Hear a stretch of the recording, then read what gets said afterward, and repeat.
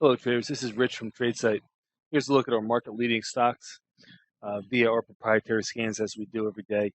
This is going to be for Tuesday, September 9th, 2014. Not a lot to really talk about here in the NASDAQ patch. We had a little bit of relative strength today, but we're not getting a lot of signals to really get us interested in an immediate follow-through tomorrow. I think a lot of it's going to have to do with how the Apple rollout is received by investors.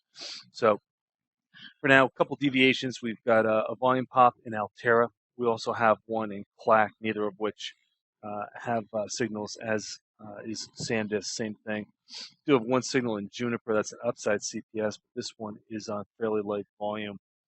A little bit of weakness developing again today in Wind Resource to be YNN, and also some decent weakness in Amazon here today. So that, in addition to Apple, will be ones that I might want to watch for tomorrow as well. Into the financial sector, that's where we're seeing some signals. We've got a fair number of downside CPS signals. The broad market side is relatively weak versus NASDAQ. The ES futures are down about 5 handles. The NQs are up 9. So the market's bifurcated with weakness on the ES side. We're seeing that here in the important financials. Not a lot of deviations, but we do have a volume bump in Bank of America. That one's actually one of the stronger ones, but most of the others are all, as you can see, working to the downside here today. Moving on to the energy names, got some volume bumps here. We've got one in Devon, DVN, and also one in PBR, Petrobras.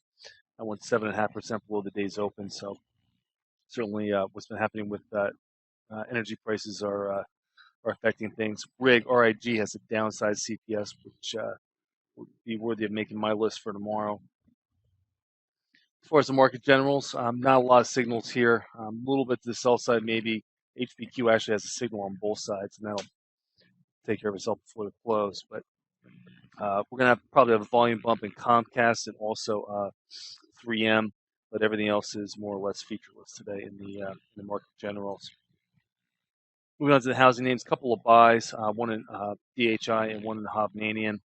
The Hovnanian is okay, but the DHI is on very, very light volumes. This sector is just kind of treading water and under the radar today.